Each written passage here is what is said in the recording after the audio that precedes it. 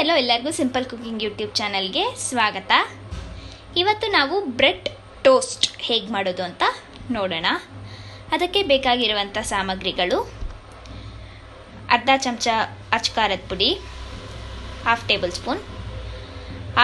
Spoon garam masala, 1/4 ಚಮಚ ಅರಿಶಿಣದ ಪುಡಿ, 1/4 ಚಮಚ ಇಂಗು, ಹಾಗೆ ರುಚಿಗೆ ತಕ್ಕಷ್ಟು ಉಪ್ಪು, ಎಣ್ಣೆ ಮತ್ತು ಬ್ರೆಡ್ಡು. ತರಕಾರಿ ಏನೇನು ಬೇಕಂತ ನೋಡೋಣ.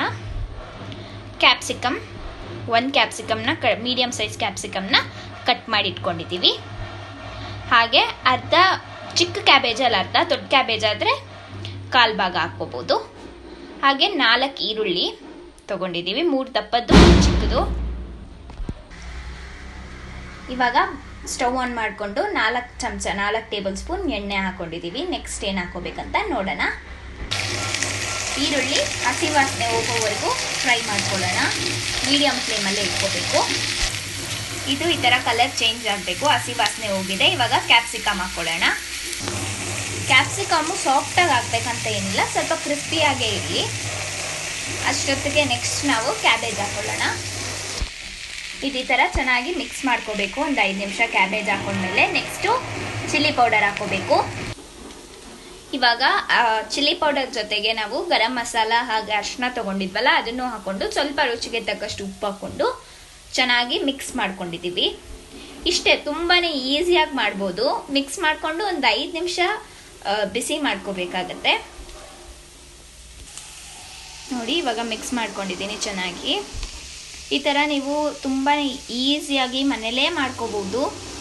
ಯಾವಾಗಲೂ ಹೊರಗಡೆ ಹೋಗಿ ತಿನ್ನೋಕ್ಕಿಂತ ನೀವು ಬ್ರೆಡ್ನ ಆನ್ಲೈನಲ್ಲೂ ತರಿಸ್ಬೋದು, ಇಲ್ಲ ಅಂಗಡಿಗೆ ಹೋಗಿ ತರ್ಬೋದು. ಅಷ್ಟರಲ್ಲಿ ನೀವು ಪಲ್ಯ ಮಾಡಿಟ್ಕೊಂಡು ಆನ್ಲೈನಿಂದ ಬರೋ ಅಷ್ಟೊತ್ತಿಗೆ ನೀವೇ ಪಲ್ಯ ಮಾಡಿಟ್ಕೊಂಡು ತಕ್ಷಣ ಬ್ರೆಡ್ ಟೋಸ್ಟ್ ಮಾಡ್ಕೊಂಡು ತಿನ್ಬೋದು. ಸಂಜೆ ಟೀ ಟೈಮ್ ಸ್ನ್ಯಾಕ್ಸ್ಗಂತೂ ಪರ್ಫೆಕ್ಟಾಗಿರುತ್ತೆ.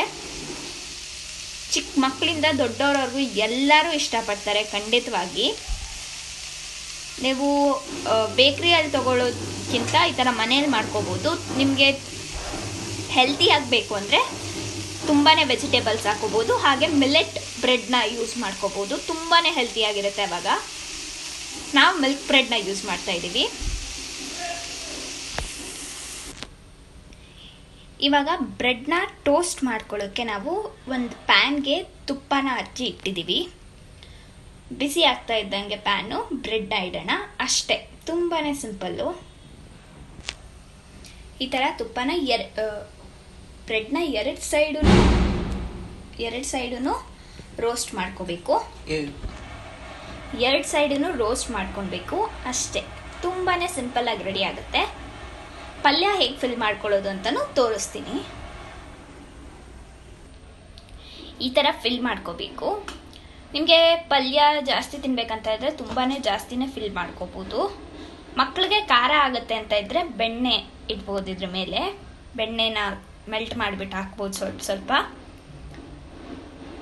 ಇದು ತುಂಬಾ ಹೆಲ್ತಿಯಾಗಿರುತ್ತೆ, ಎಲ್ಲರೂ ಮನೇಲಿ ಮಾಡ್ಕೋಬೋದು. ಆ್ಯಂಡ್ ಈ ಪಲ್ಯನೂ ಹಾಗೆ ಚಪಾತಿಗೆಲ್ಲ ತಿನ್ಬೋದು. ಬೆಳ್ಳುಳ್ಳಿ ತಿಂತೀರಾ ಅಂದರೆ ಬೆಳ್ಳುಳ್ಳಿನ ಜಜ್ಜಿ ಹಾಕೊಳ್ಳಿ. ನಾವು ಬೆಳ್ಳುಳ್ಳಿ ಯೂಸ್ ಮಾಡಲ್ಲ ಜಾಸ್ತಿ, ಅದಕ್ಕೆ ಹಾಕ್ಕೊಂಡಿಲ್ಲ. ಯೂಶ್ವಲಿ ಬೇಕ್ರೀಸಲ್ಲಿ ಬೆಳ್ಳುಳ್ಳಿ ಹಾಕಲ್ಲ. ನೀವು ಬೇಕೇ ಬೇಕು ಬೆಳ್ಳುಳ್ಳಿ ಅಂದರೆ ಜಜ್ಜಿ ಹಾಕೋಬಹುದು, ಒಂದು 2-3 ಎಸ್ಲು. ಇವಾಗ ಇದನ್ನು ಮುಚ್ಕೊಂಡ್ಬಿಟ್ಟು ತಿನ್ನೋದು ಅಷ್ಟೇ. ರೆಡಿ ಆಯಿತು. ಇದನ್ನು ಮೇಲೆ ಒಂದು ಇಟ್ಕೊಂಡ್ರೆ ನಮ್ಮದು ಟೋಸ್ಟು ಪರ್ಫೆಕ್ಟ್ಲಿ ರೆಡಿ ಆಯಿತು. ಕೊತ್ತಂಬರಿ ಸೊಪ್ಪು ಇದಕ್ಕೆ ಹಾಕಲ್ಲ.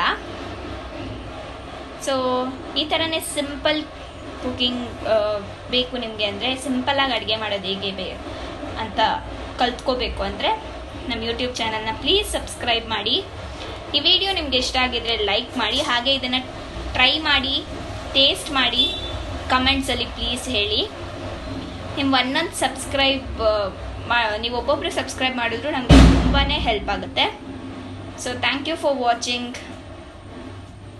Please subscribe to simple cooking YouTube channel.